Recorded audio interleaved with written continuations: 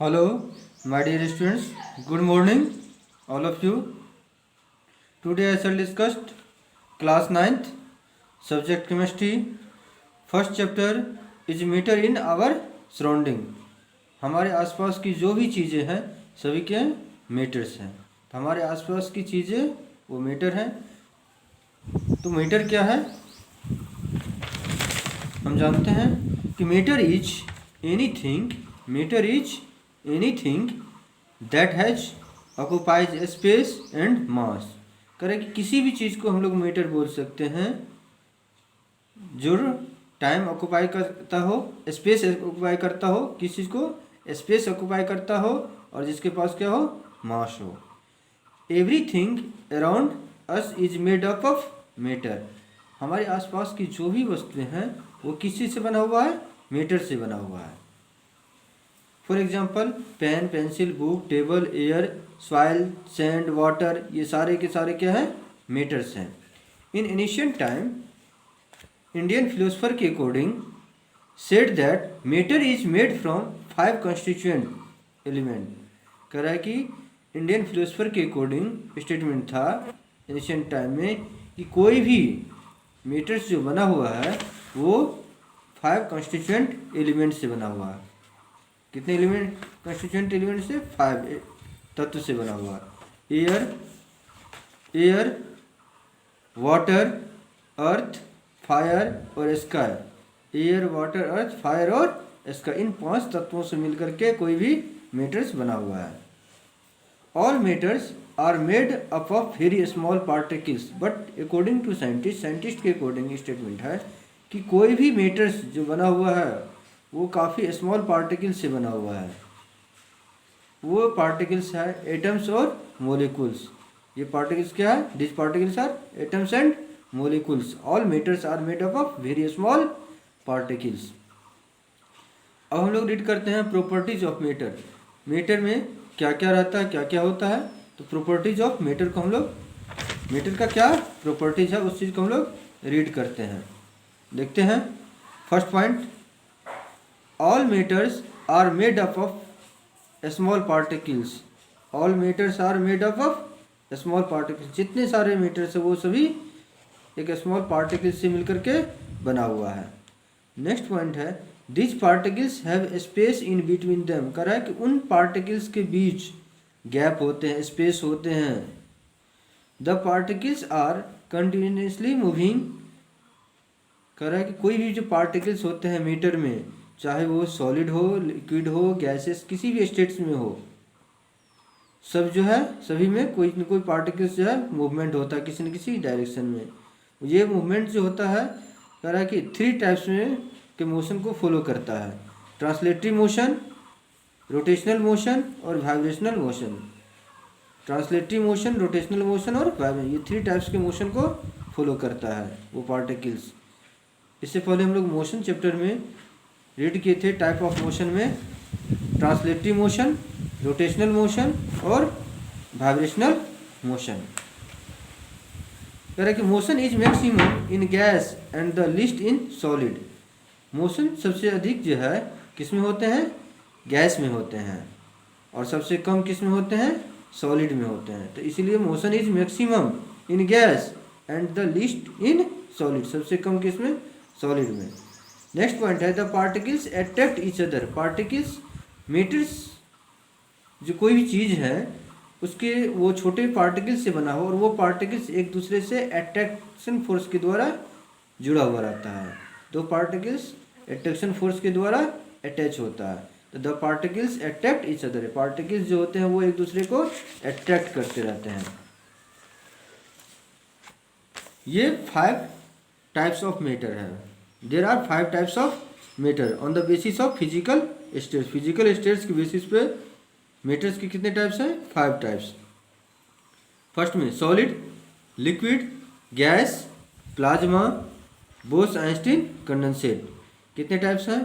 ये 5 स्टेट्स है, solid, liquid, gas, plasma, Bose Einstein condensate. अब हम लोग 1 बाय 1 करके सॉलिड को रीड करते हैं कि सॉलिड क्या है, सॉलिड का प्रॉपर्टीज क्या है। तो properties of solid states of matter. Matter का सॉलिड स्टेट्स का प्रॉपर्टीज को रीड करते हैं। फर्स्ट पॉइंट है solid have definite shape and volume.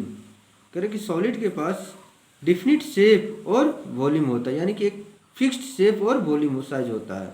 इसका शेप और वॉल्यूम जो है वो कभी चेंज नहीं करता है। किसका? सॉलिड का। यानी कि एक स्टोन लेंगे तो हम उसको किसी भी पॉट में रखेंगे, चाहे वो किसी बकेट में रख दें, किसी भी पॉट में रखें, बाल्टी में रखें, तो वो उसका शेप, कहीं रूम में रखें तो उसका शेप जो है वो फिक्स होता है, शेप और साइज वो चेंज नहीं करता। किसका? सॉलिड का। नेक्स्ट पॉइंट है solids do not flow. Solids जो है फ्लो नहीं करता, यानी कि जिस पोजीशन पे जहाँ पे हम रखेंगे वहीं रहेगा, वो फ्लो नहीं करेगा, यानी कि एक जगह से दूसरी जगह अपने आप नहीं जाएगा। नेक्स्ट पॉइंट है solids have high density. Solids का जो डेंसिटी होता है, यानी कि हार्डनेस होता है, रिजिडिटी होता है, डेंसिटी को हम लोग बोलते हैं मास बाय वॉल्यूम। यानी मास को जब उसके वॉल्यूम से डिवाइड करते हैं तो क्या मिलता है? डेंसिटी मिलता है। तो सॉलिड का जो डेंसिटी होता है वो क्या होता है? काफ़ी हाईली होता है। Intermolecular force are very strong. Solids के जो मोलिकुल्स होते हैं, जो पार्टिकल्स होते हैं, उसके बीच जो मोलिकुलर फोर्स होता है दो पार्टिकल्स के बीच, वो क्या होता है? काफ़ी स्ट्रॉन्ग होता है। क्या होता है? काफ़ी स्ट्रॉन्ग होता है। यहाँ पे हम फिगर देके दिखलाए हैं कि ये सॉलिड स्टेट्स हैं, ये लिक्विड है और ये गैसियस स्टेट्स हैं। 3 स्टेट्स ऑफ मैटर है। इसमें देखते हैं इस फिगर से कि पार्टिकल्स काफ़ी क्लोज है। इसमें पार्टिकल्स के बीच जो है डिस्टेंस ज़्यादा है, इससे भी ज़्यादा है यहाँ पे इस स्टेट्स में, यानी कि डिस्टेंस दो पार्टिकल्स के बीच जो है वो सॉलिड में सबसे कम, उससे ज़्यादा लिक्विड में, उससे भी ज़्यादा किसमें? गैस में। जब डिस्टेंस मिनिमम होगा, कम होगा, तो वहाँ पे अट्रैक्शन फोर्स क्या होगा? ग्रेटर होगा, ज़्यादा होगा। तो वही लिखे हैं कि डिस्टेंस मिनिमम तो attraction force is greater. Liquid में डिस्टेंस इससे ज़्यादा तो अट्रैक्शन फोर्स इससे कम। इसमें डिस्टेंस और ज़्यादा तो अट्रैक्शन फोर्स और कम। तो यानी कि अट्रैक्शन फोर्स यानी कि इंटरमोलिकुलर फोर्स जो होता है वो सबसे मिनिमम गैस में, उससे कम लिक्विड में, उससे ज़्यादा लिक्विड में और उससे भी ज़्यादा सॉलिड में। यानी कि इंटरमोलिकुलर फोर्स यानी कि अट्रैक्शन फोर्स सबसे ज़्यादा सॉलिड में, उससे कम लिक्विड में, उससे कम गैसियस में। डिस्टेंस सबसे ज़्यादा सॉलिड में, सॉरी डिस्टेंस जो है टू पार्टिकल्स के बीच सबसे कम सॉलिड में, उससे ज़्यादा लिक्विड में, उससे भी ज़्यादा गैस में। डिस्टेंस ज़्यादा फोर्स मिनिमम, डिस्टेंस मिनिमम तो फोर्स ज़्यादा। तो यहीं पे लिखे हैं, इसीलिए intermolecular force are very strong. यानी कि जब डिस्टेंस कम रहेगा तो फोर्स ज़्यादा होगा, तो intermolecular force are very strong in solid. हम लोग किसका रीड कर रहे हैं? प्रॉपर्टी सॉलिड का। नेक्स्ट है point melting and boiling point are greater on room temperature. Room temperature पे किसी भी सब्सटेंसेस का इन सॉलिड स्टेट्स में जो है वो ग्रेटर होता है। क्या? मेल्टिंग पॉइंट और बॉइलिंग पॉइंट। अच्छी तरह पता है कि मेल्टिंग पॉइंट क्या है और बॉइलिंग पॉइंट क्या है। तो रूम टेम्परेचर हम लोग अप्रॉक्स में लेते हैं 25 डिग्री सेल्सियस। कितना? 25 डिग्री सेल्सियस। यानी कि 25 डिग्री सेल्सियस से जो है इसका मेल्टिंग और बॉइलिंग पॉइंट। मेल्टिंग मतलब क्या? जिस टेम्परेचर पर कोई सब्सटेंस मेल्ट कर जाए। बॉइलिंग मतलब क्या? जिस सब्सटेंस से कोई, जिस टेम्परेचर पर कोई सब्सटेंस जो है वो अपने स्टेट्स को लिक्विड से गैसेस में चेंज कर ले, उसे क्या बोलते हैं? बॉइलिंग। तो कोई ये सॉलिड में जो है रूम टेम्परेचर से ज़्यादा, यानी रूम टेम्परेचर 25 डिग्री सेल्सियस, तो रूम टेम्परेचर से ज़्यादा होता है मेल्टिंग और बॉइलिंग पॉइंट किसका? सॉलिड का। नेक्स्ट पॉइंट है the very least distance between particles. अभी जस्ट देखें कि सॉलिड स्टेट्स में पार्टिकल्स के बीच जो डिस्टेंस होते हैं, दो पार्टिकल्स के बीच जो डिस्टेंस हो रहा है यहाँ पे, ये क्या है? बहुत ही कम होता है। The very least distance between particles के बीच जो डिस्टेंस है वो काफ़ी लीस्ट है, बहुत ही कम है। Diffusion in solid in very slow process. कह रहा है कि सॉलिड में जो डिफ्यूजन होता है, एक दूसरे से गैस के मिक्सिंग या एक दूसरे अदर सब्सटेंसेस के पार्टिकल्स जो मिक्सिंग होते हैं वो काफ़ी स्लो प्रोसेस होता है, यानी कि नहीं के बराबर होता है।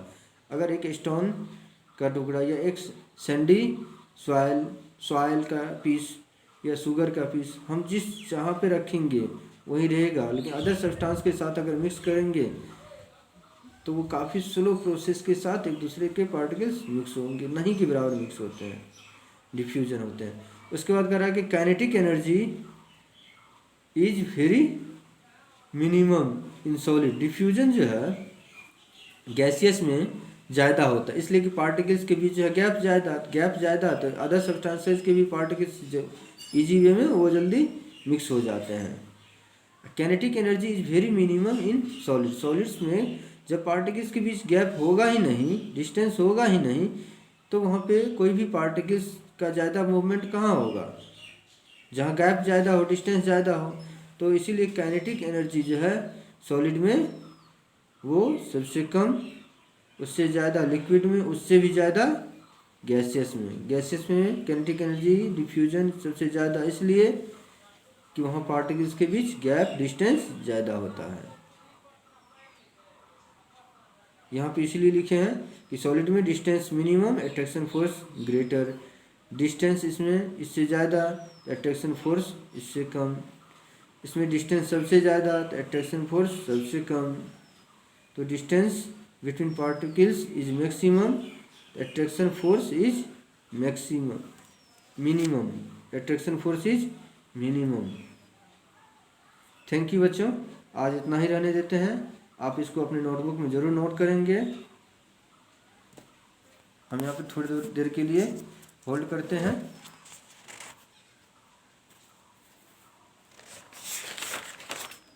आप इसको अपने नोटबुक में श्योर है कि आप इसको राइट कर लेंगे।